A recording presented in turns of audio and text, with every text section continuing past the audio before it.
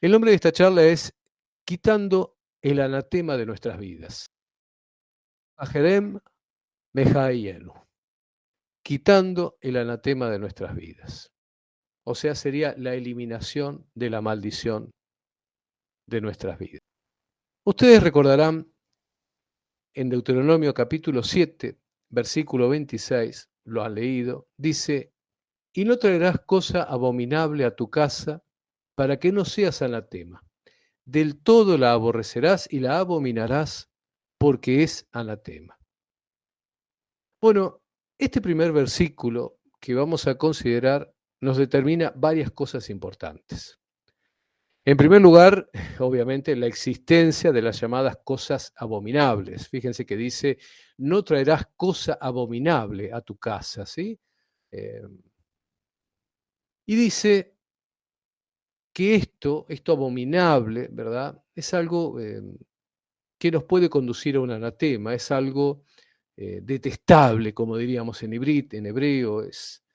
Estas cosas abominables son las toeva, las cosas que se detestan, ¿sí? Hago hincapié en esto porque toda palabra en hebreo tiene lo que llamamos una raíz. Generalmente son 3 letras, a veces son 4, pero la generalidad de nuestra lengua es que son 3 letras.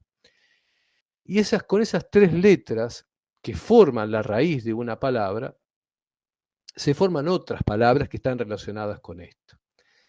Esta palabra de algo detestable, algo aborrecible, la palabra toevá en hebreo, está conectada a su raíz, ta'ab, ¿sí? Que significa aborrecer, detestar en definitiva. Y surgen otras palabras, metoab, que es algo que describe, ¿sí? Algo que causa un aborrecimiento, algo que te repugna. Letaeb, que es precisamente el verbo aborrecer, detestar. Doy tantas vueltas alrededor de esto porque quiero transmitirles la sensación de asco, de repulsión que esto genera en la lengua hebrea. La toeva, el metoab, letaeb, es una cosa que se tiene que sentir desde la boca del estómago. Esta palabra, en hebreo, la toeva, obviamente fue utilizada por nuestro Señor Yeshua, por sus discípulos. Y es la misma palabra que se utiliza, por ejemplo, en Daniel capítulo 9, cuando se habla de la abominación desoladora. Seguramente la palabra desoladora da una imagen de algo solitario, pero en realidad la referencia que tenemos en Daniel, que es la misma que nuestro Señor Yeshua utiliza, por ejemplo, en Mateo 24:15, en Marcos 13:14, de la abominación desoladora, es precisamente de algo que provoca tal repugnancia, ¿verdad? Que nos deja como desalentados, desolados. Y recuerden ustedes que Daniel nos habla precisamente de esa inmundicia, de eso que fue, por ejemplo, colocado en el templo cuando los griegos toman el templo santo, ¿sí? Colocan una imagen de Zeus. La abominación desoladora de la cual nos habla nuestro Señor Yeshua en Mateo 24:15, Marcos 13:14, es de algo ocurriendo en Jerusalén, ¿verdad? Y que en el lugar santo sea levantada esta abominación desoladora. ¿Por qué di tanta vuelta sobre esto? Porque a lo que se hace referencia, en primer lugar, en cuanto al aspecto literal, es a un objeto, a algo físico. Fíjense que lo que les leí, Deuteronomio 7:26, dice, no traerás cosa abominable a tu casa. Este es un detalle muy importante, porque nos menciona un aspecto geográfico, podemos decir, o sea, el lugar en el cual se ingresa este objeto, la casa. Es más, esto nos marca un límite sobre el cual debemos actuar, los límites de nuestro dominio. Es fundamental entender el concepto de los límites de la propiedad privada, por cuanto no se nos indica que nos podemos inmiscuir, que no nos tenemos que meter en las propiedades ajenas. La orden es que no ingrese una abominación en aquellos lugares que se encuentran bajo nuestro mando. Por supuesto que esto se extiende a aquellos lugares que, si bien no habitamos directamente, nos fueron dados por el Creador para ejercer ¿qué? Nuestra soberanía. Para que se entienda, si tenemos un departamento, departamentos dirá en hebreo, si tenemos un departamento que es de nuestra propiedad y está ocupado, por ejemplo, por nuestros hijos o parientes, en ese lugar tenemos el deber de mantener alejada la abominación. Ahora, ¿qué ocurre si se trata de un lugar que alquilamos o que rentamos para otros?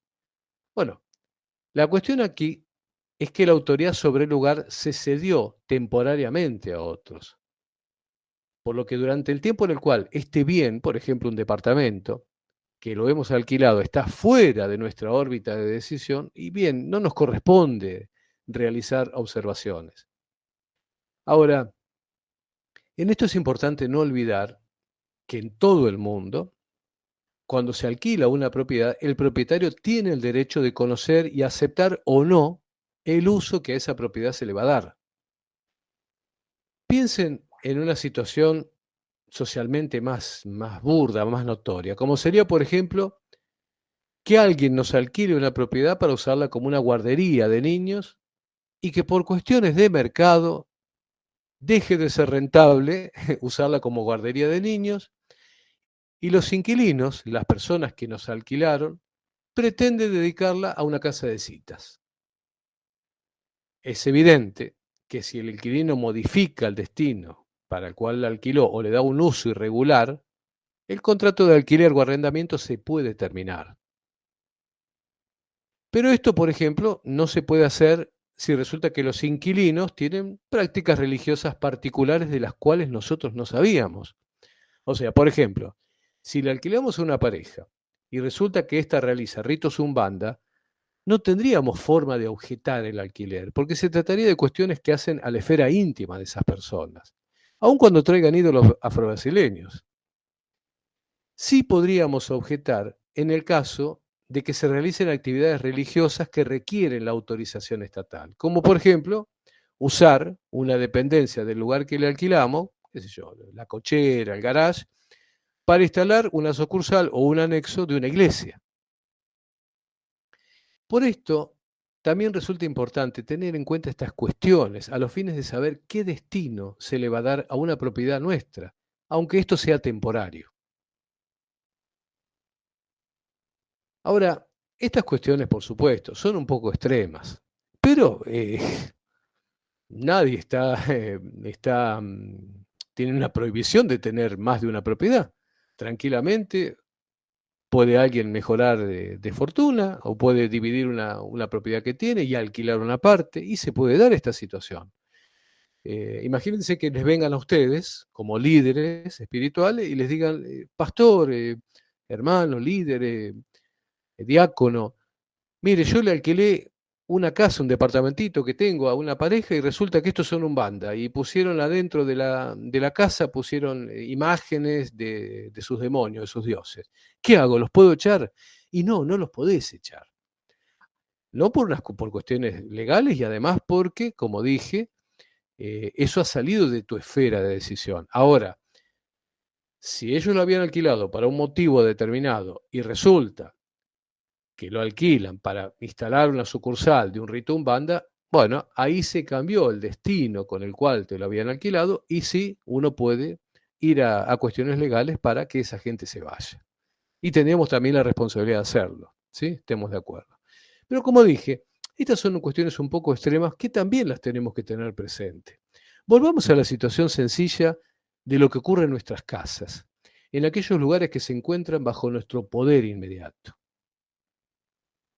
Cuando analizamos el contexto bíblico en el cual se da esta indicación de la abominación, podemos entender que se refiere en primer lugar a la idolatría y a aquellas cosas que están relacionadas con la idolatría. Asimismo, el versículo nos muestra cuestiones a tomar en cuenta. Veamos esta parte del versículo. Dice, y no traerás cosa abominable a tu casa para que no seas anatema. Siempre que se analiza un versículo, es importante observar algunas cosas. En primer lugar, si hay una acción que se ejecuta, algo que se hace. Luego, ver quién ejecuta esa acción y sobre qué recae esa acción para finalmente ver las consecuencias que esa acción trata. Esto es una guía que puede servirle a cualquiera para poder leer las escrituras, ¿verdad? No para inventar doctrina, ¿eh? Tengamos esto presente. Pero como les digo, cuando leamos para nosotros un versículo, una parte de la Biblia, observemos esto, porque las acciones son importantísimas y están expresadas obviamente por verbos, ¿sí? Comió, caminó, rió, ¿verdad? Eh, esta parte del versículo nos va a mostrar una acción. ¿Cuál es esta acción tan importante, verdad? Y que trae consecuencias. Bueno, es la acción de traer. Ahora vamos a ver por qué esto es importante. Estas cosas son importantes porque este texto es parte de la Torá escrita, es parte del conjunto de las indicaciones que nos describen la voluntad de Dios que ha sido revelada. Recuerden ustedes que la Torá es la estructura misma del universo y que su infracción es una infracción a la forma en que el Creador determinó todas las cosas, hasta los tiempos finales en los cuales la estructura misma del universo se va a modificar mediante el fuego y los cielos y la tierra van a ser cambiados. Esto va a ocurrir, por supuesto, porque los cielos y la tierra son los testigos puestos para esta Torá. Cambiada la Torá, van a cambiar los testigos. Por eso es tan importante observar estas indicaciones, ¿sí? Como por ejemplo esta indicación de Deuteronomio. Bueno, volviendo al análisis del versículo, como les dije, se hace énfasis en una acción, traer. Velotabí toeba el beiteja. Y no traerás, velotabí, abominación a tu casa. Toeba, la abominación que yo les decía hoy, el beiteja, a tu casa. Aunque parezca algo menor, es interesante entender que traer se trata de algo que no estaba y que se ingresa. Alguien dirá, bueno, Ricardo, es muy tonto lo que está explicando, cualquiera se da cuenta. Bueno, vamos a ver que la Torá no es tonta, la Torá, que es palabra viva, utiliza palabras porque tienen mucha importancia. Velotabí, no traerás, toebá, abominación. ¿Dónde? El beiteja, a tu casa. Esto nos indica dos cosas. La primera es que la casa debía encontrarse libre de idolatría. Piensen ustedes, dice, no traerás abominación a tu casa. O sea que tu casa, antes de traer esta abominación, estaba limpia. No tenía esto. Esto nos habla de la primera etapa que se produce cuando la persona ingresa en el pacto de Israel. ¿Qué es lo que hace? Se despoja de toda idolatría. Aquellas personas que se encontraban en la santería, en el umbanda, en la idolatría católica, deben despojarse y se despojan de todos aquellos elementos idolátricos que poseían. Esto es similar a lo que ocurrió con la tierra prometida. Primero fue quitada la idolatría y luego, ¿qué se hizo? Se hicieron barreras sociales para evitar que la idolatría ingresase. Aunque es cierto, nuestro pueblo no se sostuvo en esto. Tengan esto presente.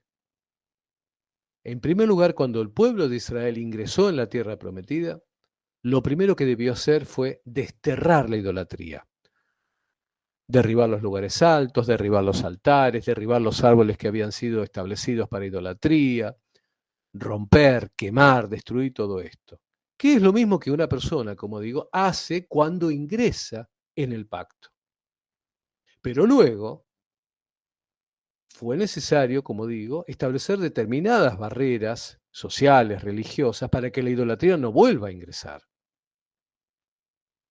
En cuanto a esta acción de traer, por supuesto que en primer lugar se refiere a algo voluntario, pero también implica, también considera la posibilidad de que involuntariamente se ingresen cosas, o bien que ocurra desgraciadamente que en alguna medida las cosas de uso cotidiano puedan contener algún tipo de abominación. Miren, en el mundo moderno es posible que parte de las cosas que consumimos contengan elementos abominables. Y ojo, no me estoy refiriendo a la alimentación, ¿sí? A que por ahí, por error, comamos algo que tenga cerdo, ¿sí? No me estoy refiriendo a eso, sino me estoy refiriendo a que las cosas de uso cotidiano, ¿sí? Tengan algún tipo de abominación. ¿Qué sé yo? Se me ocurre, es posible que una marca de cosméticos, por ejemplo, pueda contener imágenes. Miren, se me ocurre un ejemplo muy sencillo. Seguramente ustedes conocen o han sentido hablar de la planta de henna, ¿sí? Se escribe con Henna, henna. La henna es una planta conocida desde hace cientos de años, miles de años, porque tiene grandes propiedades para la piel. De hecho, la henna se usaba en Egipto y Medio Oriente. ¿Y saben cómo se hacía? Se hacía con las hojas de henna, se hacía una especie de pasta, ¿sí?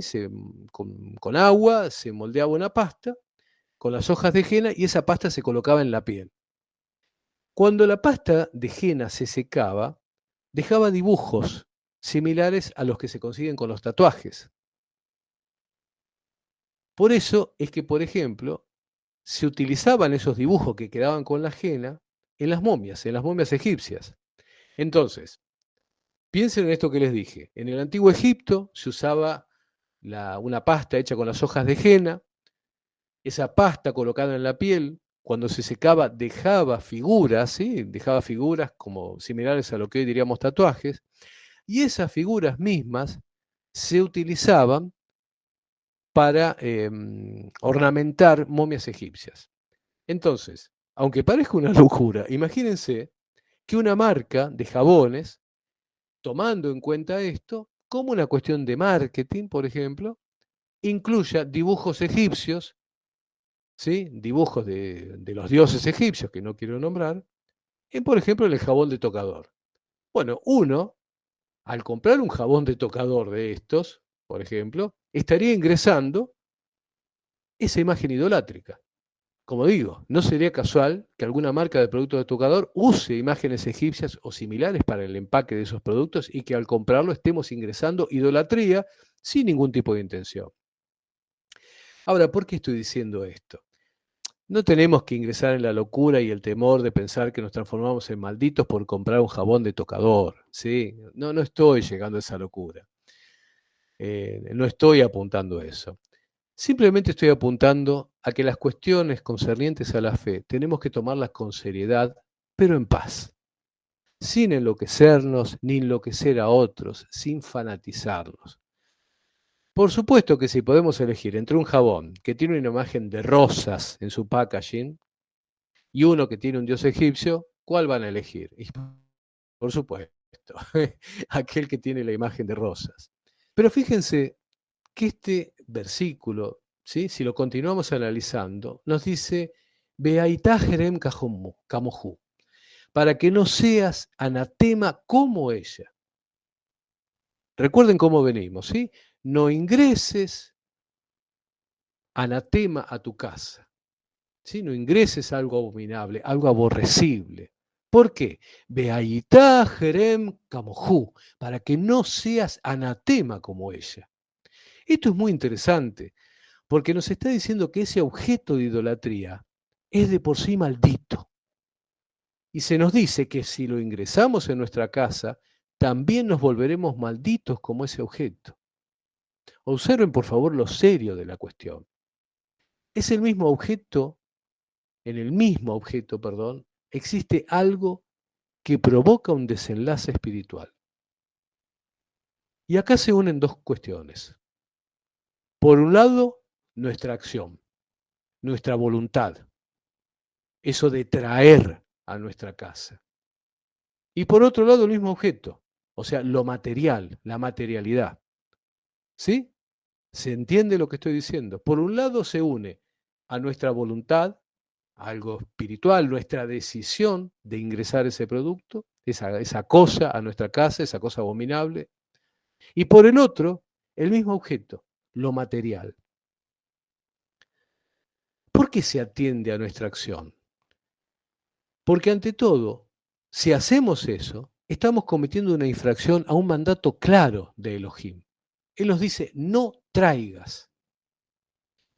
Por esto, cuando voluntariamente traemos, estamos cometiendo una infracción directa a algo que se nos prohibió. Esto es parte de lo que en hebreo conocemos como mandamientos no harás, lo ta'asé. Ustedes saben o han escuchado que hay gente que divide los mandamientos en los mandamientos harás, donde hay una orden de cosas para hacer, y los mandamientos lo ta'asé, no harás. Yo nunca enseño esto de los 613 mandamientos supuestos, porque eso es una falsedad rabínica. No hay 613 mandamientos, hay muchos más. En la cultura rabínica, la Salahot, siempre se habla de la existencia de 613 mandamientos, 268 mandamientos harás y 365 no harás, ¿sí? Los lotase. Pero esto no es cierto. Esto es una división rabínica que en realidad ni siquiera era de tiempos de Yeshua. Es una división eh, que surge con Maimónides, ¿sí? Con Rabí Moshe ben Maimón, una, digamos, una clasificación de mandamientos que él hace. Hago esta observación porque por ahí me dicen, pastor, Ricardo, hermano, maestro, ¿nos puede dar una lista de los 613 mandamientos? Y cuando me piden eso, yo ya me doy cuenta por dónde están viniendo. Ya me doy cuenta que han leído judaísmo y han mamado todo eso y lo han tomado como cierto. Bueno, no es cierto. Hay más de 613 mandamientos. Y les voy a decir por qué, por ejemplo. Hoy estábamos hablando acerca de Pesaj, y en Pesaj nosotros tenemos un mandamiento, el lavamiento de los pies. Ese mandamiento no está en la Torá, pero es un mandamiento que nos dio la Torá viva, nos dio Yeshua, y es un mandamiento tan válido como el de no ingresar idolatría en la casa. Sabemos bien que los llamados 10 mandamientos, también conocidos obviamente en hebreo como las 10 palabras, los Aseret Adabot, contienen un mandamiento que dice, no tendrás dioses ajenos delante de mí. Éxodo 23, ¿sí? Este es un mandamiento directo contra la idolatría. Muchos cristianos piensan que solamente deben observarse los 10 mandamientos. Lo que no entienden es que los siguientes mandamientos contenidos en las Escrituras son un desarrollo de esos 10, son como una expresión de esos 10. Es más, toda la Torá se puede resumir en 2 mandamientos. Amarás a Elohim, perdón, amarás a Dios con todo tu corazón, con toda tu alma y con todas tus fuerzas. Y el siguiente mandamiento que es amarás a tu prójimo como a ti mismo. Sobre estos 2 mandamientos, uno con respecto a Dios y uno con respecto al ser humano, se sostiene toda la Torá. Y de hecho, los 10 mandamientos son un desarrollo de estos 2. Si ustedes leen, van a ver que los primeros 5 mandamientos se refieren a la relación con Dios. ¿Sí? Amarás a Dios con todo tu corazón, con toda tu alma y con todas tus fuerzas. Los primeros 5 mandamientos van a ser un desarrollo de este mandamiento general. Por otro lado, los restantes 5 mandamientos, por ejemplo, el que manda no adulterar, ¿sí? El que manda no mentir, son mandamientos con respecto a los hombres, lo cual estaría resumido en amar al prójimo como a uno mismo. Si uno ama al prójimo como a uno mismo, no le va a mentir. Si uno ama al prójimo como a uno mismo, no va a adulterar, ¿verdad? O sea, los 10 mandamientos están contenidos en esos 2. Y a su vez, el resto de la Torá también está contenido en todo esto. ¿Por qué? Porque este mandamiento que acabamos de ver de Deuteronomio, que dice no traigas abominación a tu casa, se refiere a no traer, por ejemplo, idolatría a nuestras casas, y uno, al no traer idolatría, está cumpliendo con aquello de no tener dioses ajenos delante de uno, y al cumplir con esto, está cumpliendo con eso de amar a Dios por sobre todas las cosas. Como pueden ver, toda la Torá se complementa, ¿sí? De igual manera, como digo, el conjunto de todos los mandamientos contenidos en la Torá escrita y la Torá viva, que es Yeshua, no se invalidan mutuamente, sino que se complementan. Bien, para continuar con el análisis del versículo, recuerden que les dije, aquí se unen 2 cuestiones. Por un lado, nuestra acción, nuestra voluntad de traer esa porquería a la casa. Y por el otro, el mismo objeto, la materialidad, el objeto en sí. El mismo objeto es maldición. Y cuando lo traemos a nuestra casa, esa maldición pasa a nuestras vidas. Observen que esto es tremendo. Las cosas, los objetos materiales pueden contener maldición. Alguien dirá, pero ¿cómo es esto posible? ¿Cómo es posible que un objeto esté maldito? Realmente, si lo pensamos, esto parece una cinta de terror, ¿verdad? Una película de sábado a la noche con lluvia. Si pensamos en los objetos, estos debieran ser simplemente una cuestión de una reunión de materia, ¿verdad? Una colección de átomos agrupados en moléculas, que incluso se pueden deshacer con trabajo de herrería o carpintería. Sin embargo, es evidente que más allá del mundo material, del mundo que nuestros sentidos pueden percibir, otras cosas se mueven.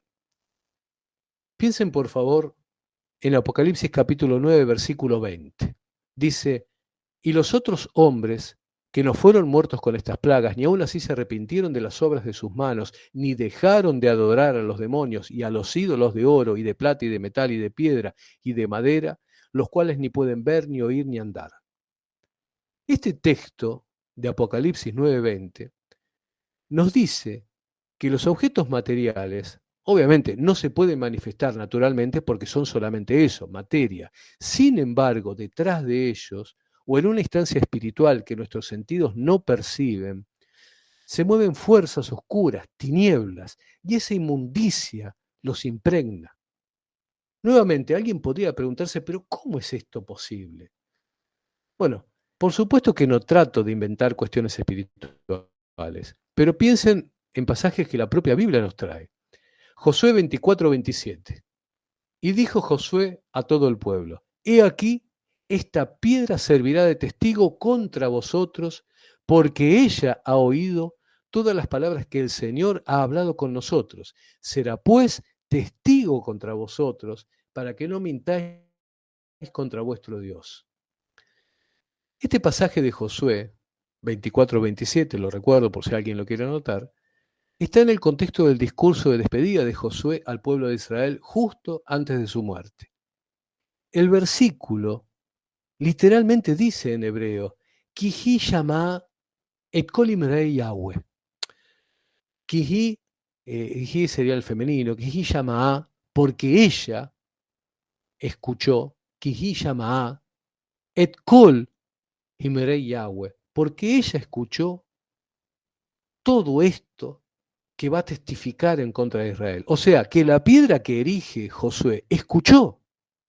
¿Se dan cuenta lo tremendo que es esto? Por supuesto que hay un sentido alegórico, espiritual, con respecto a la piedra, a la roca, pero también esto no nos tiene que hacer olvidar el sentido literal. Negar lo que dice la Escritura sería negar la palabra de Dios. Por supuesto que un objeto material no escucha de la misma manera que lo hacemos nosotros, a través del yunque, el martillo, el pabellón auditivo, la oreja, no escucha. Pero no sería descabellado, y ahora les voy a contar algo que la ciencia está investigando en estos tiempos, no sería descabellado que a un nivel subatómico, aquello que está muy por debajo de la materia visible, cuántico, que en ese nivel de alguna manera queden registradas todas las cosas que ocurren alrededor de los objetos materiales.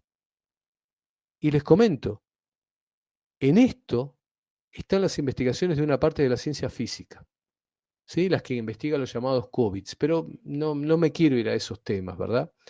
Pero para que lo sepan, no es raro, no va a ser descabellado que en un tiempo futuro la ciencia llega al convencimiento de que en todas las cosas materiales queda una memoria de lo que ha ocurrido alrededor de esas cosas materiales. Con lo cual, repito, no es una locura ki shama et kol imrei Yahweh, que la piedra haya escuchado todas las cosas.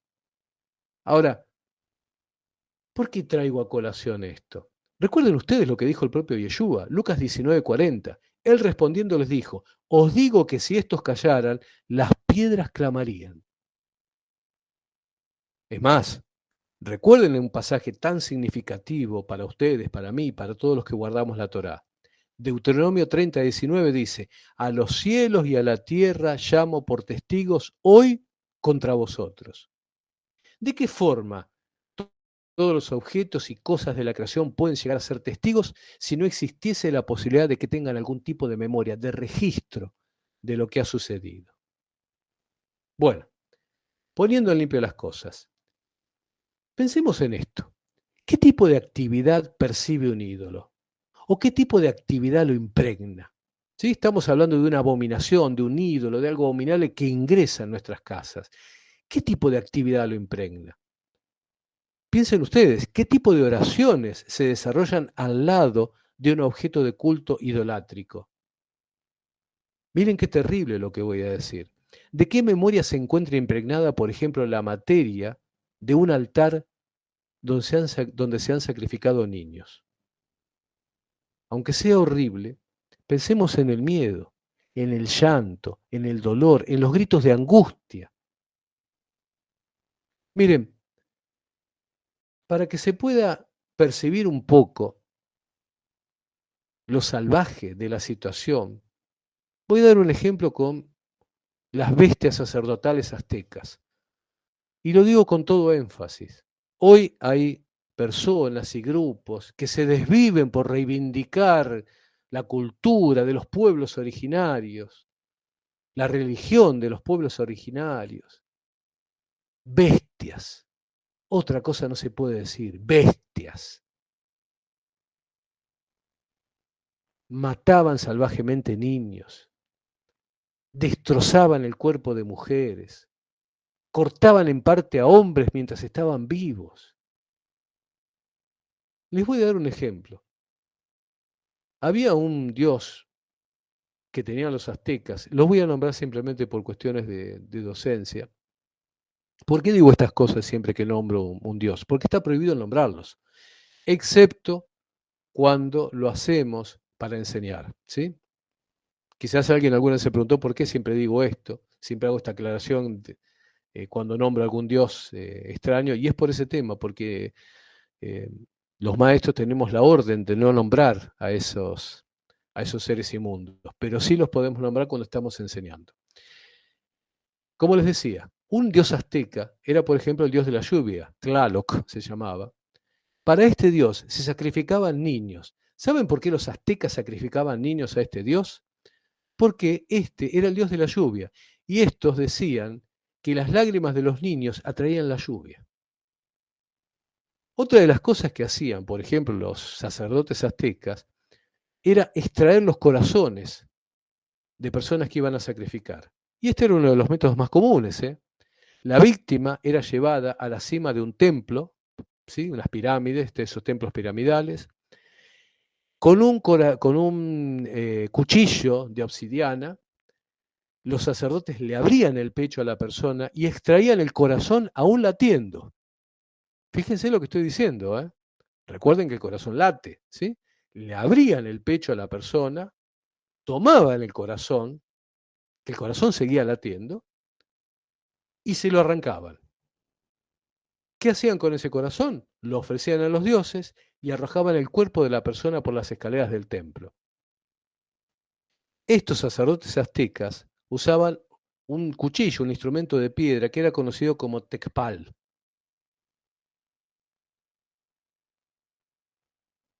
Este cuchillo, este tecpal que se usaba en los sacrificios, que se hacía con una piedra muy afilada, la obsidiana, a menudo estaba decorado con símbolos religiosos y representación de dioses, ¿sí? Era considerado un objeto sagrado y lo utilizaban para rituales religiosos. Como les dije, usaban esto para abrir el pecho de las víctimas y extraer el corazón aún latiendo o para matar niños, ¿verdad? Entonces, yo hago una pregunta. ¿Qué tipo de energía, para llamarlo de alguna forma adecuada a nuestra época, acompañaría a un objeto que ha sido empleado en esta bestialidad?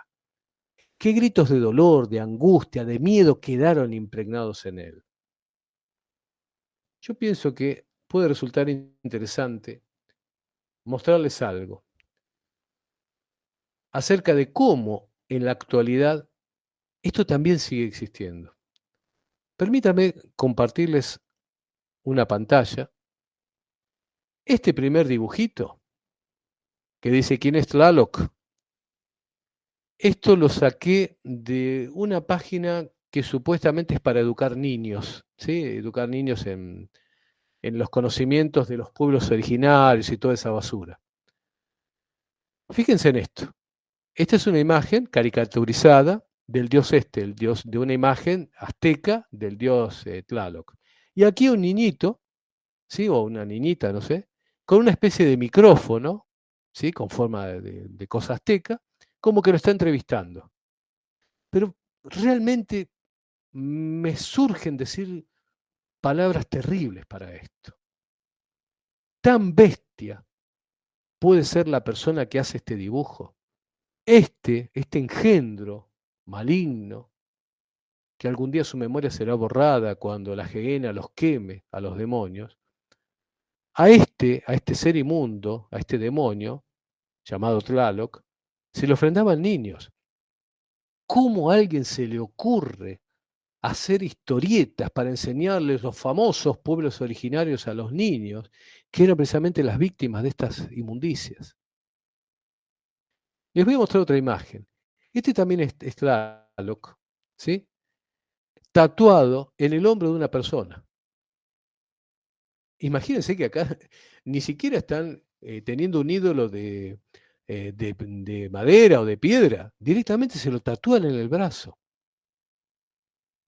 Ahora, fíjense, esto que les anoté acá, lo voy a leer, quizás alguien no lo puede leer, porque quizás alguien está con un celular. Esto que les voy a leer es un anuncio de una casa de que hace tatuajes, ¿verdad? Dice así: para los aztecas, Tlaloc es la representación del dios de la lluvia. Su nombre quiere decir el que hace fluir las cosas. Este dios contaba con una máscara de color azul, con ojos grandes y colmillos, que además llevaba una gran corona. Si consideras a Tlaloc uno de los dioses más benevolentes, un tatuaje de él en el brazo no te vendría nada mal, dice. Pero ¿a qué loco se le puede ocurrir que este era un dios benevolente? Claro, la persona, en las tinieblas de su mente, de su corazón, pensó que la lluvia es algo benevolente. Pero esta bestia otorgaba la lluvia cuando se sacrificaban niños. Entonces miren ustedes el consejo que les da. Si consideras a Tlaloc uno de los dioses más benevolentes, un tatuaje de él en el brazo no te vendría nada mal. Y acá tienen el tatuaje en el brazo que no le vendría nada mal. Es más, no es el único lugar donde se lo tatúan. Es un cuchillo tecpatl, ¿sí? Del cual les hablé, con el cual se mataban los niños y se le quitaba el corazón a la gente. Hay personas que en Centroamérica se lo tatúan como algo, no sé qué decir realmente, por qué hacen estas cosas. Fíjense, acá se lo han tatuado. Y aquí, una jovencita, esto es una imagen real, se lo tatuó entre los senos. ¿Qué se tatuó? Y esta figurita que me pareció linda. ¿Qué es lo que se tatuó? Una imagen, ¿sí? Estilizada del cuchillo con el cual se mataban niños y se le quitaba el corazón a la gente. Y aquí otro que se lo ha tatuado también en su brazo. Y aquí es más, fíjense, las gotitas de sangre. Bueno, como verán, esto no es broma. Aquí estamos hablando de una abominación, de algo repugnante, ¿verdad? Ingresando en nuestro hogar, ingresando en nuestro cuerpo directamente. Como dije hoy, todo objeto de idolatría ha estado en contacto con oraciones dirigidas no al Dios verdadero, sino a demonios, a seres de la oscuridad, por lo cual su ingreso en nuestra casa es el ingreso mismo de algo impregnado de inmundicia espiritual. Miren, permítame, somos todos adultos, permítanme dar un ejemplo burdo y bruto. Piensen en una persona que pasa una noche en un prostíbulo, teniendo relaciones con mujeres y con hombres, compartiendo fluidos y enfermedades. Sí, quiero ser burdo con esto, para que se entienda por qué a nuestro Señor le da tanto aborrecimiento. Repito, piensen en una persona que pasó la noche en un prostíbulo teniendo relaciones con mujeres y con hombres, compartió fluidos y enfermedades, que al concluir sus inmundicias deja el lugar sin siquiera darse un baño. Llega y nos da su ropa para que nos cubramos, su ropa interior, por ejemplo, sea hombre o mujer, para que la usemos. ¿Verdad que nos causaría una repulsión que nos revuelve el estómago? Bien, Esa es la realidad espiritual de la inmundicia de la idolatría. ¿Y por qué el ingreso de eso en nuestras casas y nuestras vidas es algo abominable? Continuemos analizando el versículo, para que no nos olvidemos de qué estábamos hablando. Deuteronomio 7:26, y no traerás cosa abominable a tu casa para que no seas anatema, del todo la aborrecerás y la abominarás, porque es anatema. Bueno, algo interesante se da en la traducción literal. Vieron que dice, del todo la aborrecerás. En hebreo esto es, yaketz te yaketzenu. Lo hice bien, bien pronunciado, bien acentuado, perdón. Yaketz te yaketzenu. Abominando la abominarás. O sea, literalmente, acá esto que se ha traducido del todo la aborrecerás, en realidad en hebreo dice abominando lo abominarás. Si ustedes me escucharon, dije la frase yaquetz, ¿sí? Esto se traduce como abominando, ¿no? ¿Es un error de la Torá repetir las cosas de esta forma, abominando lo abominarás? No, no existen en la Torá palabras ociosas. Hay que entender algo.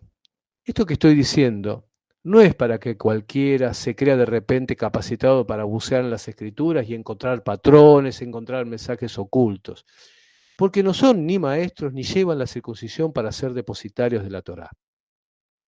Esta repetición, en un sentido literal, hace énfasis.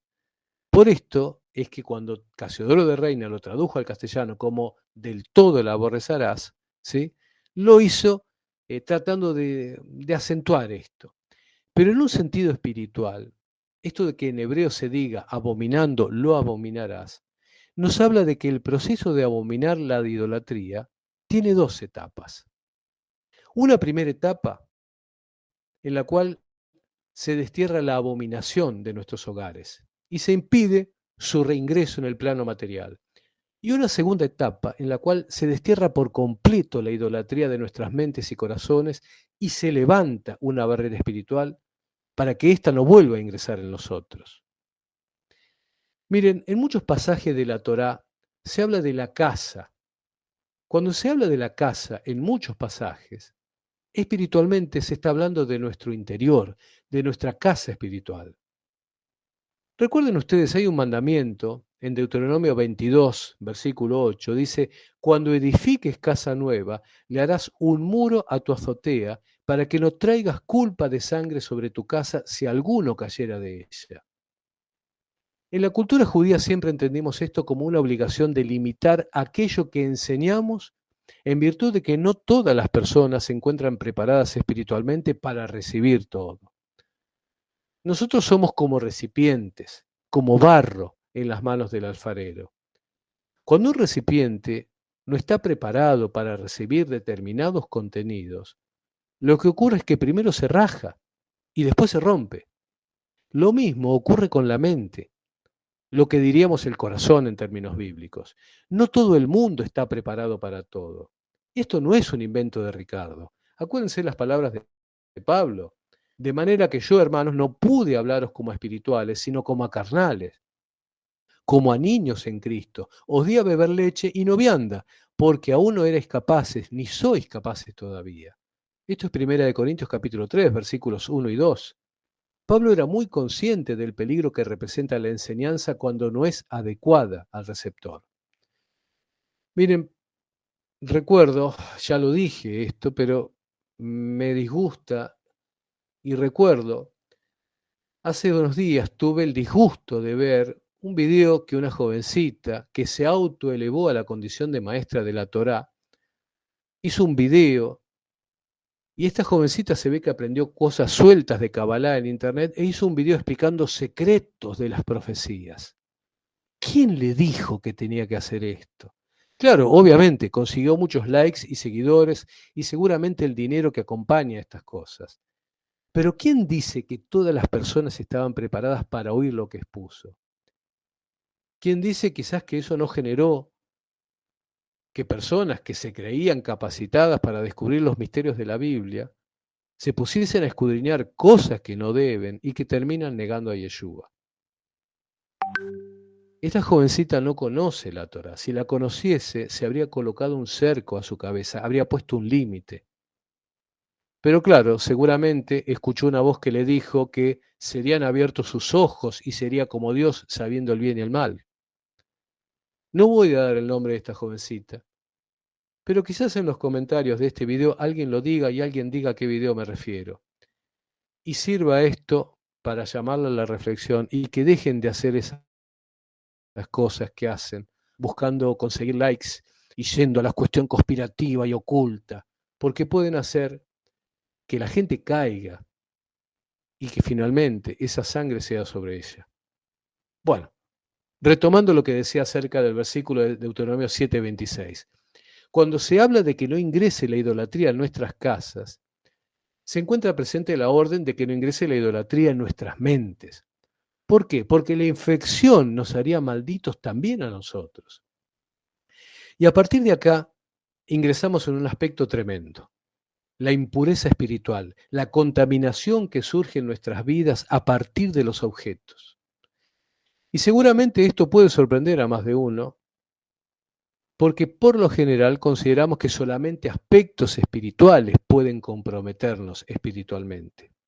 Y asimismo, esa contaminación no se queda solamente en cuestión que no podemos ver, en cuestiones sobrenaturales.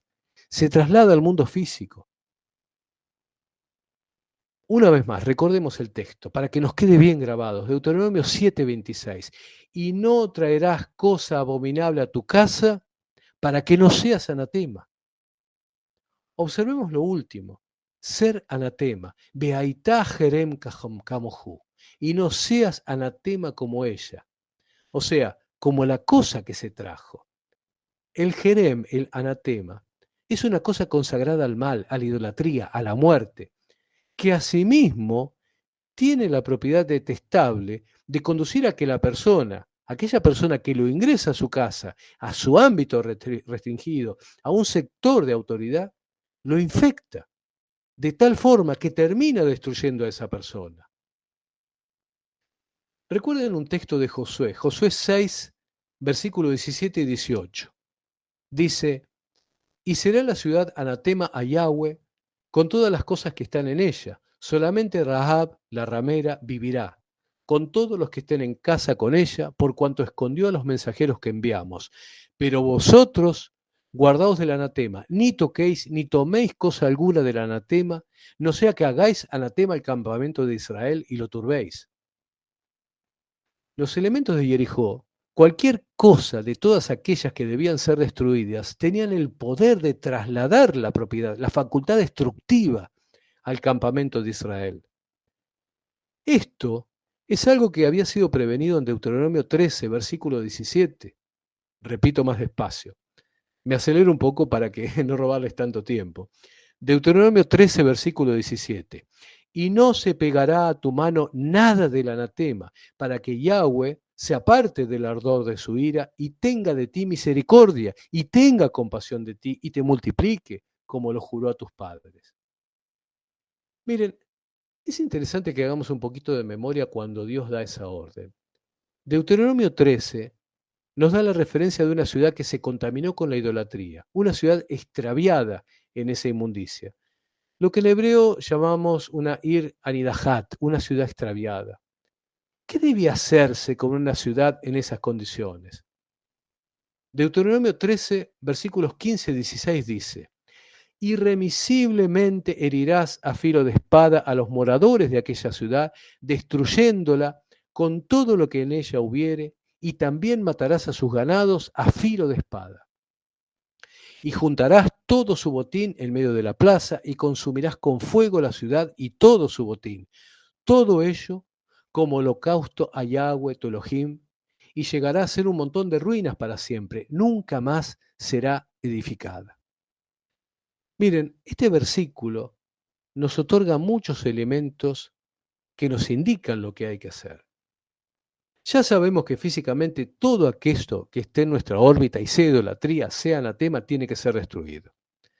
Recordemos que no tenemos derecho a destruir cosas que están fuera de nuestro dominio, ¿sí? No podemos salir a destruir iglesias católicas, ni monumentos, ni nada que no nos pertenezca. Cuidado, tengamos presente que los objetos anatema no son solamente cosas que nos den la apariencia de ídolos. También Hay objetos consagrados por diferentes culturas, por ejemplo, a prácticas sexuales. Y estos también son anatema. Hay una ciudad en Japón, Kawasaki, ahí se celebra el Kanamara Matsuri, es una fiesta de la religión sintoísta. Allí hay un templo donde las prostitutas hacían ceremonias para pedir protección de las enfermedades venéreas. Ahí, por ejemplo, hay objetos que no parecen los ídolos tradicionales y sin embargo también son anatema. Ahora, ¿qué debemos hacer? Esto lo traje como un ejemplo, ¿sí? Si alguien lo investiga, va a ver qué clase de objetos estoy diciendo, que no los quiero decir por una cuestión de respeto y por pudor. Ahora, ¿qué debemos hacer en el plano espiritual? Acá la cosa entiendo que resulta muy interesante, porque el mundo y seguramente nuestro pasado están llenos también de idolatría, de anatema, de jerem. En el plano espiritual es necesario que nuestra alma se vea purificada de todo jerem, de todo anatema. ¿Qué debemos hacer? En primer lugar, tener control de nuestras casas y de nuestras áreas de influencia. No pueden existir resabios físicos del anatema. Es importante en este sentido que tengamos una inspección de nuestros hogares. Si bien en la Biblia no hay un mandamiento específico que hable acerca de la limpieza, esto se infiere, nace de las propias escrituras. Tenemos varios ejemplos que podemos ver. Miren, recuerden este pasaje de Mateo capítulo 12, versículo 44. ¿Se acuerdan? Nos habla de un demonio que ha sido expulsado y que da vuelta un tiempo por lugares secos y vuelve. Y Yeshua nos dice, que el demonio dice, entonces dice, volveré a mi casa de donde salí, y cuando llega, la haya desocupada, barrida y adornada, o bien ordenada, ¿no? Este texto, además de referirse al espíritu inmundo, nos habla de cómo tiene que ser la situación de nuestras casas. Metutaá, barrida, u mesuderet, y ordenada o arreglada. ¿Sí? Metutaá u mesuderet, barrida y ordenada. Así tienen que ser nuestras casas. Este pasaje de Mateo tiene una relación importante con un pasaje de Proverbios. ¿Se acuerdan la mujer virtuosa? Proverbios 31:27. Dice que la mujer virtuosa considera los caminos de su casa y no come el pan de balde. Metutaá, barrida, umesuderet, ordenada. Como dije antes, es muy importante una inspección de nuestros hogares. A la vez que se realiza esta inspección, es preciso limpiar, barrer y poner orden. Porque donde está gobernando el espíritu de Elohim hay orden. Ojo, no estoy diciendo que aquella persona que es limpia y ordenada sea santa. No, lo que estoy diciendo es que cuando una persona se encuentra en el camino de purificar su vida, al permitir el ingreso de la santidad, una de las cosas en las cuales ello se refleja es en el orden y la limpieza.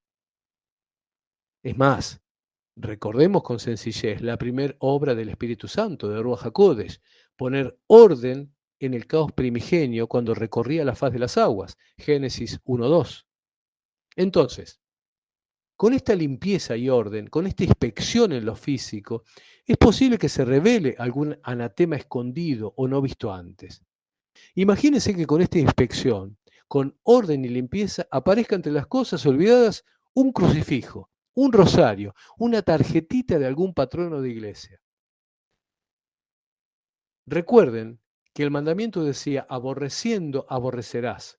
O sea, luego de esta primera inspección en lo físico, que es muy importante que lo hagamos, porque les digo algo, es muy posible que muchos de los que están escuchando esto, cuando hagan una inspección en lo físico, cuando ordenen y limpien sus casas, encuentren algo que no sabían que estaban o que no recordaban que tenían de los tiempos anteriores en los cuales quizás caminaban en la idolatría. Esta es una primera parte, la inspección en lo físico. Es necesaria, obviamente, la inspección en el interior. Podemos pedir ayuda a Ruach HaKodesh, al Espíritu Santo, que nos muestre si aún queda anatema en nuestro interior que deba ser limpiado. Miren, ¿recuerdan el texto que hablé de las ciudades esas, ¿sí?, que tenían anatema? Las que les nombré que se dicen las Anihadat, las ciudades extraviadas en la idolatría. Bueno, Cuando se habla de esas ciudades, se nos dan unas pautas. De esas ciudades se nos dice, herirás a filo de espada a los moradores, destruyéndola con todo lo que en ella hubiere, matarás a sus ganados a filos de espada, juntarás todo su botín y consumirás con fuego. Bueno, esto que se dice físicamente para las ciudades Irán y Hadad, las ciudades extraviadas en la idolatría, también lo podemos aplicar a nuestro interior. Observen, herirás a filo de espada a todos sus moradores. Los moradores a los cuales se refiere, en un sentido espiritual, son todos aquellos pensamientos, aquellos lugares comunes de idolatría que tenemos en nuestras mentes. En la mayoría de las ocasiones son pensamientos que nos tienen cautivos sin que nos demos cuenta. Y esto no se aplica solamente a las cuestiones religiosas, sino a todo aquello que se transforma en un ídolo en nuestro corazón. Pueden ser personas, ideas filosóficas, ideas políticas. Dice la Escritura que de la abundancia del corazón se expresan nuestras bocas. Aquellas personas cuyas conversaciones, por ejemplo, siempre derivan en la misma dirección, filosófica, política, sexual, etcétera, pueden estar demostrando un anatema interior del cual se tienen que despojar. Para herir a filo de espada a estos pensamientos que tienen cautiva a la persona, podemos invocar, por ejemplo, el Salmo 83. El versículo 1 dice, oh Dios, no guardes silencio, no calles, oh Dios, ni te estés quieto. En este salmo se pide al Eterno que intervenga dándonos la victoria y destruyendo a esos moradores que todavía tenemos dentro nuestro. Miren, les quiero dar un detalle más. El texto, ese que les estoy nombrando de Deuteronomio, donde se da la orden de herir a espada a los moradores, también contiene una repetición, ya que hoy les hablé de lo que significan las repeticiones, como por ejemplo, aborreciendo aborrecerás, abominando abominarás, ¿sí? Donde se dice herirás a filo a los moradores, en hebreo, bejaque taque, y herirás, dice. ¿Por qué esta repetición? Porque luego de desenterrar esos pensamientos de nuestra mente, es necesario que no regresen. Recuerden el texto de Mateo, que hoy les dije. ¿Se acuerdan Mateo 12:44? Donde el demonio dice, volveré a mi casa de donde salí. Y cuando llega, la halla desocupada, barrida y ordenada. Yo hice hincapié en barrida y ordenada porque son los parámetros que nuestro propio Dios, Yeshua, nos dice de cómo tiene que estar nuestra casa. Hermanos, si la casa no está barrida y ordenada, piensen si estamos escuchando lo que nos dijo Yeshua. Pero vamos a esto. ¿Cómo encontró la casa el demonio cuando volvió? La encontró desocupada. ¿Por qué puede ingresar nuevamente? Porque encuentra la casa desocupada. Si hemos desterrado de nuestra casa, o sea, de nuestro interior, los pensamientos, ideas, esos que nos ataban, es preciso que ese lugar sea ocupado, no que quede desocupado. ¿Y con qué lo tenemos que ocupar? Demostrando amor por el Creador. A partir de aceptar el Evangelio de Yeshua con el yugo de la Torá y los mandamientos. Conocimiento y pilar que tiene que ocupar ese lugar que se ha vaciado. Este proceso de limpiar, de barrer todo aquello que nos contamina, que impurifica, que nos maldice, es lo que ocurre en Pesaj, por ejemplo. Cuando nosotros limpiamos la levadura, ¿sí?, de nuestras casas, es lo que hizo físicamente Yeshua, cuando echó a los cambistas, los cuales también son una representación de esos moradores que hay que quitar. Lo siguiente que se hacía con las ciudades extraviadas, las Irán y Hadad, extraviadas en la idolatría, era destruyéndola con todo lo que en ella hubiere. ¿Qué es esto de destruir con todo lo que tenga? Una ciudad es un conjunto de cosas, fuentes donde el ganado bebía, calles, veredas donde se transita, tal vez una plaza central de mercado, las propias casas de los habitantes, todo lo que nos podamos imaginar. Esto nos habla simbólicamente de la estructura de nuestro anatema interior. ¿O acaso pensaríamos, por ejemplo, que si somos fanáticos, idólatras de un equipo deportivo, esto solamente tendría relación con el deporte? ¿Acaso no hay personas, por ejemplo, que matan por una divisa deportiva? ¿Acaso no existen fanáticos de América de Cali, Deportivo Cali, que se matarían y se odian? ¿O los del Flufla, del Flamengo y Fluminense? ¿O los de Boca River? Como dije antes, las ciudades representan estructuras mentales que tienen que ser destruidas. Entonces, debemos pedir a Ruach HaKodesh, al Espíritu Santo, que nos muestre si nuestra forma de pensar responde a la voluntad de Dios o tenemos una ciudad amurallada que nos impide ver las cosas como el Creador desea. Fíjense también que decía que se matara al ganado, ¿sí? A todo el ganado de esas ciudades idólatras. En cuanto al ganado, hay varias connotaciones, pero vamos a atender a la más sencilla. Los ganados representan aquello que genera fuerza, trabajo, ganancia, provecho. Es evidente que si un anatema en nuestra mente generaba provecho, generaba ganancia, al destruirlo, es preciso destruirlo de raíz. Recuerden las palabras de Pablo: el que hurtaba, no hurte más. Finalmente, ¿cómo debemos entender aquello de juntar el botín y quemarlo en el fuego? Esto consiste con sencillez en pedir al Espíritu Santo que con su fuego abrasador queme todo aquello que no debemos albergar en nuestro interior. Con estas pautas, en las cuales empezamos en lo físico, rechazando toda idolatría, toda inmundicia, revisando nuestras casas, acuérdense, barrida y limpia, revisando nuestras casas, no vaya a ser que aparezca alguna cosa que estaba escondida. Piensen en esto, queridos hermanos, amigos, los que están escuchando. El ídolo maldito nos trae maldición. Por eso debe ser limpiado, expurgado, quitado, quemado, roto. Y esto que hacemos en lo físico en nuestras casas nos lleva también a esa expresión en lo espiritual, lo que hacemos en nuestra casa espiritual, en nuestro interior.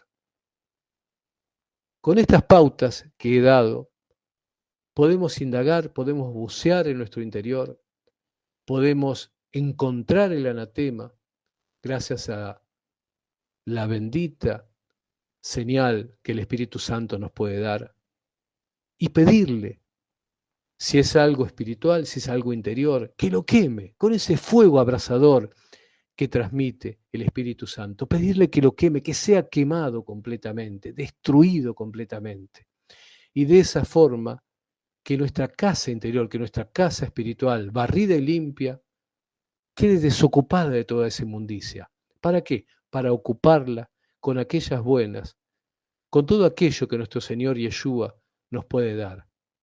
Y pedir también, por supuesto, que nuestro Señor Yeshua vuelva pronto para desterrar toda idolatría y maldición de nuestras casas, de nuestra tierra, de nuestras vidas y de todo aquello que tiene que estar consagrados al Eterno, al Altísimo. Este es un audio y un video para las congregaciones nazarenas, para todos aquellos hermanos que nos siguen. Mi nombre es Ricardo y estamos aquí también para acompañarlos, para ayudarlos en este desterrar la idolatría de nuestras vidas, de nuestras familias, de nuestras casas y de todo aquello que a nuestro Dios le importa. Que Yahweh los bendiga y los guarde y que